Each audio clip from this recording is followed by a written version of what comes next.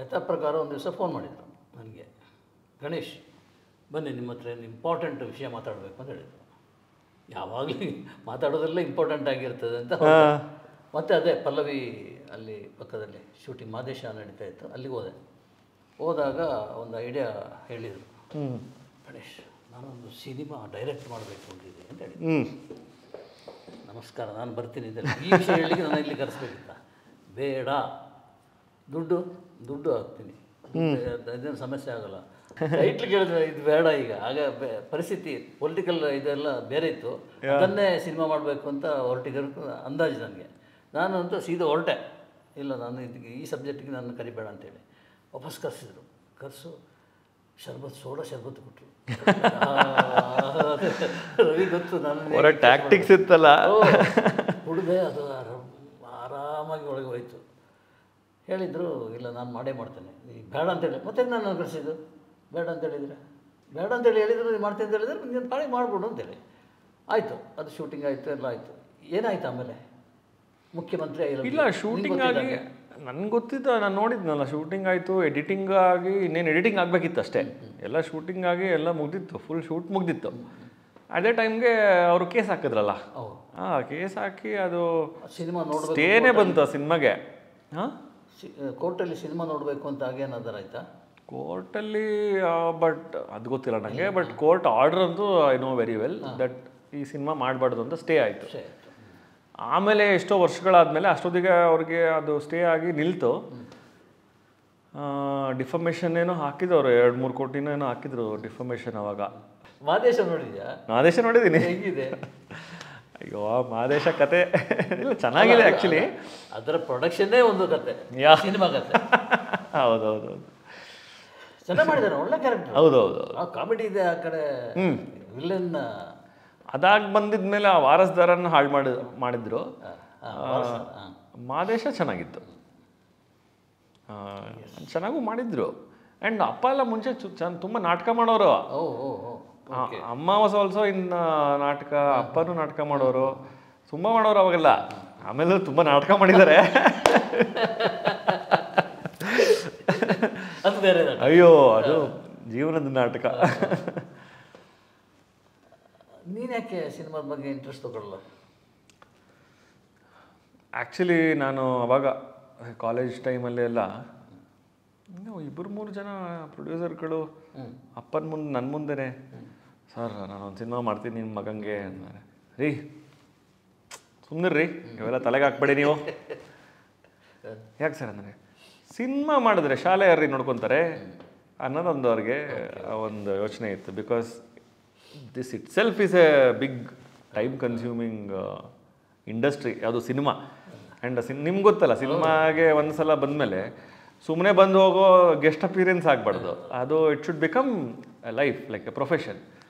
But ಈ ಒಂದು ದೊಡ್ಡ ಸಾಮ್ರಾಜ್ಯ ಆಫ್ ಸ್ಕೂಲ್ಸ್ ಆ್ಯಂಡ್ ಶಾಲೆಗಳನ್ನ ಅದನ್ನು ಮುಂದುವರ್ಸೋದು ಮೋರ್ ಮೀನಿಂಗ್ಫುಲ್ ಅಂತ ಅವ್ರಿಗೆ ಅನಿಸಿತ್ತು. ನನಗೆ ಅಫ್ಕೋರ್ಸ್ ಅದೇ ಅನಿಸುತ್ತೆ.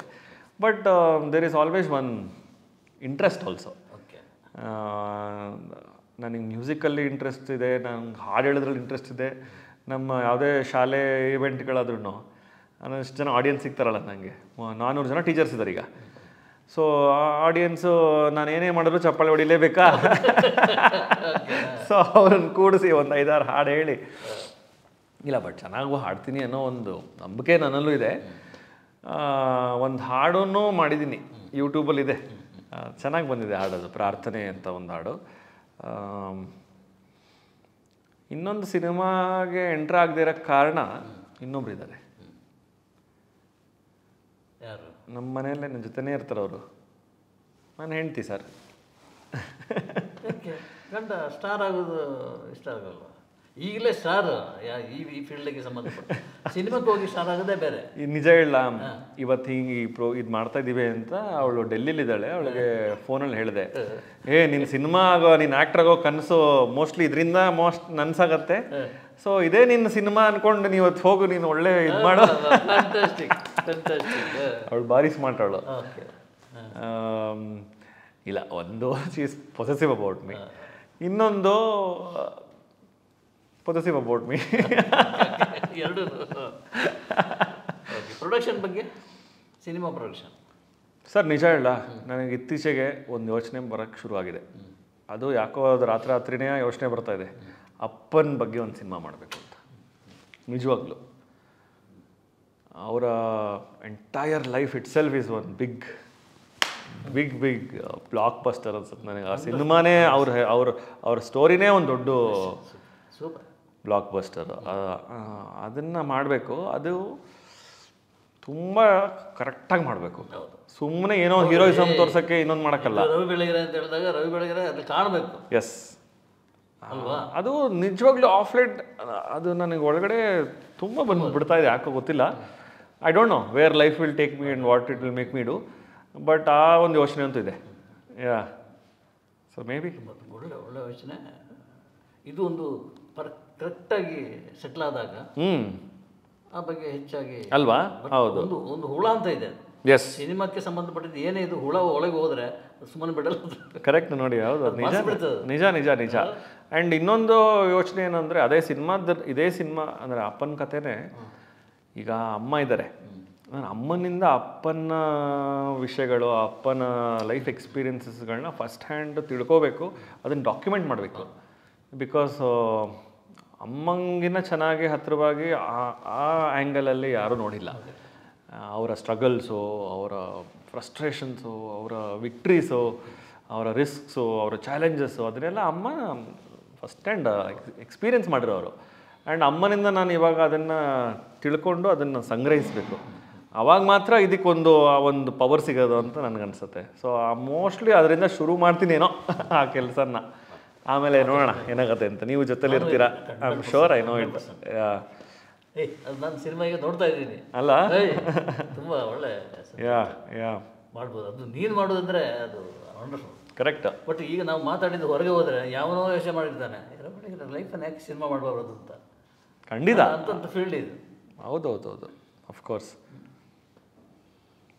ಮಾಡೋರು ಮಾಡಲಿ ಸರ್. ಹಾಂ, ಹರಿಯುವ ನದಿ, ಯಾರು ಬೇಕಾದ್ರೆ ಒಂದಿಷ್ಟು ನೀರು ಒಂದಿಷ್ಟೇ ತಗೋಬಹುದು ಅಷ್ಟೇ. ಇಡೀ ನದಿಯನ್ನು ಪರ್ಚೇಸ್ ಮಾಡಿದ್ದು ನೀನೇನೆ. ಅದೇ ಮತ್ತೆ. ಹೌದೌದು, ಓನರ್.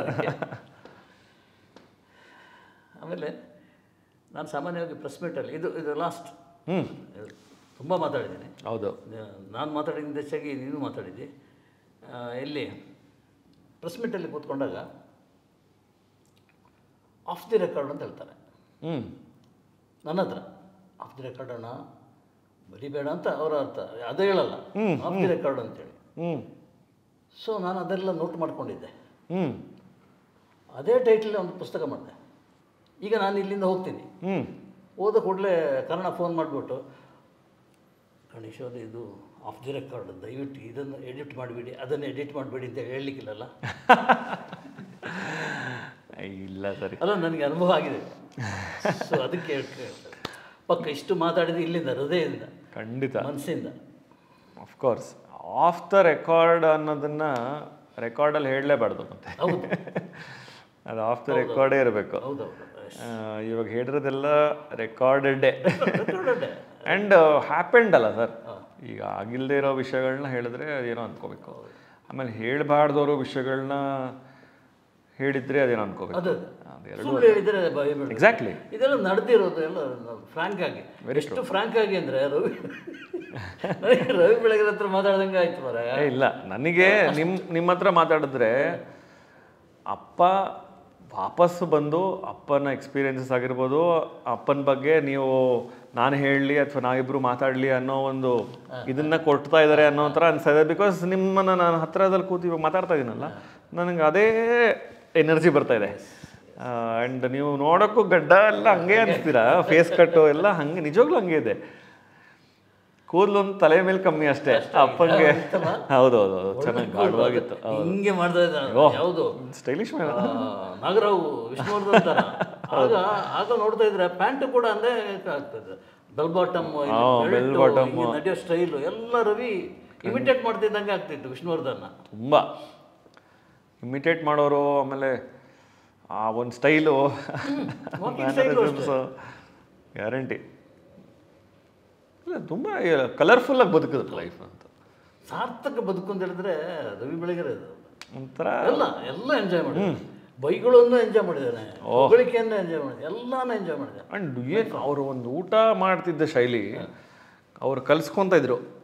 ಈ ಅನ್ನ ಆಗಿರ್ಬೋದು, ಮೊಸರನ್ನ ಅಂತೂ ನಮಗೆಲ್ಲ ಅವ್ರು ಕಲಿಸ್ಕೊತಿದ್ರೆ ನಮಗೆ ಬಾಯಲ್ಲಿ ನೀರು ಬರೋದು.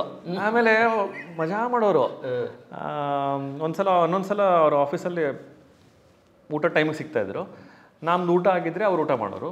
ಊಟ ಮಾಡ್ತಾ ಏನೇನೋ ಕತೆ ಹೇಳ್ತಾ ಎಲ್ಲ ಮಾಡೋರು. ಆಮೇಲೆ ಎಲ್ಲ ಆದಮೇಲೆ ಕಲ್ಸ್ಕೊಳ್ತಾ ಇರೋರಲ್ಲ, ಆಮೇಲೆ ಅನ್ನೋರು ಹತ್ರ ತಿನ್ಸೋದು. ಹಿಂಗಿದೆ ಪಾ, ಏನು ಸಕಾಲಿದಲ್ಲಪ್ಪ, ನಮಗೆ ತಿನ್ಬೇಕಂತಂದರೆ ಇದು ಹಿಂಗೆ ತಿನ್ನಬೇಕು, ಹಿಂಗೆ ಕಲ್ಸ್ಕೋಬೇಕು, ಇದು ಹಾಕೋಬೇಕು ಅಂತೆಲ್ಲ ಲೈಕ್ ತೋರಿಸ್ಕೊಟ್ರು ನಮಗೆ. ಇವಾಗ ನಾವೆಲ್ಲ ಊಟ ಮಾಡ್ತಾನೋ ಅಷ್ಟೇ, ಹಿಂಗೆ ಮಾಡ್ತೀನಿ. ನಾನು ಹೆಂಡ್ತಿ ಯಾವಾಗ ಹೇಳ್ತಾಳೆ, ನೀನು ಎಷ್ಟು ಚೆನ್ನಾಗಿ ಊಟ ಮಾಡ್ತೀಯ, ಫೋನ್ ಮಾಡ್ತಾಳೆ ಒಂದೊಂದ್ಸಲ, ಇದನ್ನು ಹೆಂಗೆ ತಿನ್ನಬೇಕು, ಈ ರೊಟ್ಟಿನ ಹೆಂಗೆ ತಿನ್ನಬೇಕು, ಇದಕ್ಕೆ ಏನು ಹಾಕೋಬೇಕು, ಮೊಸರು ಹಾಕೋಬೇಕಾ, ಚಟ್ನಿ ಹಾಕೋಬೇಕಾ. ಸೊ ಈಗ ಫಾಂಡ್ ಮೆಮೊರೀಸ್. ಅಪ್ಪ ಹಾಗೆ ತುತ್ತು ತಿನ್ನಿಸಿ ಹೇಗಿದೆ ಅಂತ ಕೇಳ್ದಂಗೆ ಈ ಸ್ಕೂಲನ್ನು ತೋರಿಸಿ ಅಪ್ಪನಿಗೆ ಹೇಗಿದೆ ಅಪ್ಪ ಅಂತ ಕೇಳುವಂತ ಅನ್ಸಲ್ವ? ತುಂಬ ನನಗೆ ನಿಜವಾಗ್ಲೂ ಮನಸ್ಸಿಗೆ ತುಂಬ ಒಂದೊಂದ್ಸಲ ಒಬ್ಬನೇ ಕೂತ ಅಳ್ತೀನಿ ನಾನು, ನಿಜ. May be in front of camera ಅಥವಾ ಕ್ರೌಡ್ ನನಗೆ ಆ ಎಮೋಷನ್ಸ್ನ ನಿಜವಾಗ್ಲೂ ಆಚೆ ಹಾಕೋಗಿ ಇಷ್ಟ ಆಗಲ್ಲ. ಬಟ್ ತುಂಬ ಸಲ ನಾನು ಏಕಾಂತದಲ್ಲೇ ಒಬ್ಬನೇ ಕೂತು ಎಷ್ಟೋ ಸಲ ಹತ್ತಿದ್ದೀನಿ, ಅಪ್ಪನ ನೆನೆಸ್ಕೊಂಡಿದ್ದೀನಿ. ಅಪ್ಪ ನೀವು ನೋಡ್ತಾ ಇದ್ದೀರಾ, ಇದನ್ನೆಲ್ಲ ನೀವು ನೋಡಬೇಕಿತ್ತು ಅನ್ನೋ ಆ ಒಂದು feeling I don't think I will ever lose it. ನಂಗೆ ಯಾವಾಗಲೂ ಅನ್ಸುತ್ತೆ ಅಪ್ಪ ಯಾವಾಗಲೂ ಅವರ ಅಮ್ಮ ಅಂದರೆ ನನ್ನ ಅಜ್ಜಿ ಹೆಂಗೆ ಅಪ್ಪನ ಅಷ್ಟೊಂದು ಇದನ್ನು ನೋಡೋಕ್ಕಾಗಲಿಲ್ವ ಸಾಮ್ರಾಜ್ಯನ, ಅಪ್ಪ ಯಾವಾಗಲೂ ಅಂದ್ಕೊಳ್ಳೋರು. ಅವ್ರು ಎಷ್ಟೊಂದು ಓಪನ್ ಆಗಿ ಅದನ್ನು ಹೇಳಿದ್ದಾರೆ ಬಿಗ್ ಬಾಸಲ್ಲಿ, ಎಸ್ಪೆಷಲಿ ಅದ್ರ ಬಗ್ಗೆ ಮಾತಾಡಿದಾಗ ತುಂಬ ಇದಾಯ್ತು ಅದು. ಅಮ್ಮ ನನ್ನ ಹತ್ರ ಎಲ್ಲ ಇದೆ, ಬಟ್ ನೀನು ಇದನ್ನು ನೋಡೋಕ್ಕಾಗ್ಲಿಲ್ವಲ್ಲಮ್ಮ ಅಂತ. ನಾನು ಇವಾಗ ನಂಗೆ ಅನ್ಸಕ್ಕೆ ಶುರು ಆಗೋಗಿದೆ, ಅಪ್ಪ ಇದನ್ನೆಲ್ಲ ನೀನು ನೋಡಬೇಕಿತ್ತು ಅಪ್ಪ, ಎಷ್ಟು ಖುಷಿ ಪಡ್ತಾ ಇದ್ದೆ, ಎಷ್ಟು ಮಜಾ ಇರ್ತಿತ್ತು, ಎಷ್ಟು ಸಂತೋಷ ಆಗಿರೋದು ನಮಗೆಲ್ಲ ಅಂತ.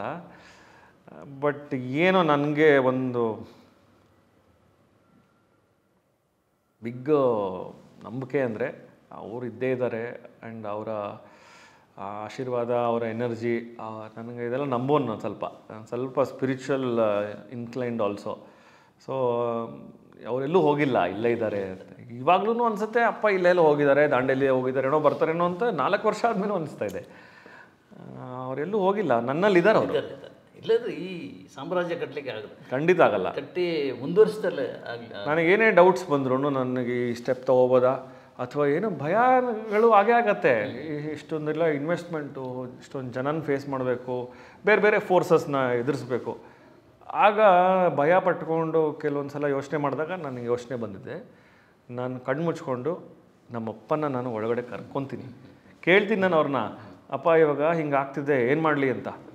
ನನಗೆ ಅವ್ರು ಉತ್ತರಿಸ್ತಾರೆ, ಏಯ್ ಏನಾಗಲ್ಲ ಹೋಗೋ, ನೀನು ಮೋಸ ಮಾಡ್ತಿದ್ಯಾ, ಸುಳ್ಳು ಹೇಳ್ತಾ ಇದೆಯಾ, ಇನ್ನೊಂದೇನೋ ತಪ್ಪು ಮಾಡ್ತಿದ್ಯಾ, ಇಲ್ಲ ಹೋಗು ಮತ್ತೆ ಮುಂದೆ ನುಗ್ಗು, ಏನೂ ಆಗಲ್ಲ. ಇವಾಗ ಸಿಂಪಲ್ ಡೌಟ್ಸ್ಗಳು ಬರುತ್ತೆ. ಈಗ ಫಸ್ಟ್ ಬ್ಯಾಚ್ ಆಫ್ ಸ್ಟೂಡೆಂಟ್ಸ್ ಬಂದಿದ್ದಾರೆ, ಪೇರೆಂಟ್ಸ್ ಇದ್ದಾರೆ, ಅವ್ರನ್ನೆಲ್ಲ ಮಾತಾಡಿಸ್ಬೇಕು, ಅಡ್ರೆಸ್ ಮಾಡಬೇಕು. ಹೆಂಗೆ ಮಾಡ್ತೀನಿ, ನಾನು ಮಾಡ್ತೀನಾ, ನನ್ನ ಅವ್ರು ಒಪ್ಕೊತಾರ, ನಾನು ಈ ಮನುಷ್ಯನಿಂದ ಇವೆಲ್ಲ ನಡ್ಸೋಕ್ಕೆ ತಾಕತ್ತಿದೆಯಾ ಅಲ್ವ ಅಂತ ನನ್ನೆಲ್ಲ ನೋಡ್ತಾರ ಅಂತೆಲ್ಲ ಡೌಟ್ಸ್ ಬಂದಾಗ, ನೀನು ಯಾರ ಮಗ ನೀನು, ಅಲ್ಲಿ ಹೋಗಿ ನಿಂತ್ಕೊ, ನೀನು ನಿನ್ನ ಮಾತುಗಳನ್ನ ಆಡು ಅನ್ನೋ ಒಂದು ವಾಯ್ಸ್ ನನ್ನಲ್ಲಿ ಬರುತ್ತೆ ಒಳಗಡೆಗೆ. ಅದು ಬಂದು ಇದು ನನ್ನಲ್ಲಿ ಕೂಡಿಸಿರೋದು ಅದೇ ವಾಯ್ಸು ನಿಜವಾಗ್ಲೂ. ಇಲ್ಲಾಂದರೆ ನಾನು ಬರ್ತಾ ಇರಲ್ವೇನೋ, ಏನೋ ಒಂದು ರೀಸನ್ ಕೊಡ್ತಿದ್ನೇನೋ. ಬಟ್ ನಮ್ಮಪ್ಪ ನನ್ನ ಒಳಗಡೆ ಆಗಲಿ ಬಂದುಬಿಟ್ಟಿದ್ದಾರೆ, ಆ ಶಕ್ತಿ ನನಗೆ ಕೊಟ್ಬಿಟ್ಟಿದ್ದಾರೆ ಅವರು. ಇನ್ನು ನೀನು ನನ್ನ ಕೈಯಾರೆ ಅವರ ಯೋಚನೆಗಳನ್ನ, ಕೆಲಸಗಳನ್ನ ಮಾಡಿಸ್ತಾ ಇದ್ದಾರೆ. ಇನ್ನು ಏನೇನು ಮಾಡಿಸ್ತಾರೋ ನೋಡಬೇಕು. And I am so grateful to you. ನಿಮಗೆ I am so thankful uncle. ಮುಂದುವರಿ, ನಾವು ನಾನು ನಿಂತ್ಕೊತಿದ್ದೆ. ಜೊತೆಗಿದ್ದೀವಿ. Thank you. ನಿಮ್ಮ ವೆರಿ ಸರ್ಪ್ರೈಸ್ ವಿಸಿಟ್ ಇದು ಅಲ್ಲ. ಎಷ್ಟೋ ವರ್ಷಗಳು ನಾವು ಮೀಟೇ ಮಾಡಿಲ್ಲ. ನಾವು ನಾನು ಎಕ್ಸ್ಪೆಕ್ಟ್ ಮಾಡಿಲ್ಲ. ನಿಜ, ಹೌದು. ಒಂದು ಸಂದರ್ಶನ ಈಗ ಆಗುತ್ತೆ ಅಂತ. ಹೌದು. ಈ ಥರ ಸಂದರ್ಶನ ರವಿ ಬೆಳಗೆರೆ ಜೊತೆ ಯಾವತ್ತೂ ಆಗಿದ್ದಿಲ್ಲ. ಯಾವ ಭೇಟಿಯಾದಾಗೆಲ್ಲ ಸಂದರ್ಶನ. ಹೌದು ನೋಡಿ, ಇದು ಬೇರೆ ಸಪ್ರೇಟಾಗಿ ಸಂದರ್ಶನ ಮಾಡಿ. ರವಿ ಏನಾದರೂ ತಪ್ಪಾಗಿದ್ದರೆ, ಏನಾದರೂ ಟ್ರ್ಯಾಕ್ ತಪ್ಪಿದ್ರೆ ದಯವಿಟ್ಟು ಕ್ಷಮಿಸಪ್ಪ ಗೆಳೆಯ. ಥ್ಯಾಂಕ್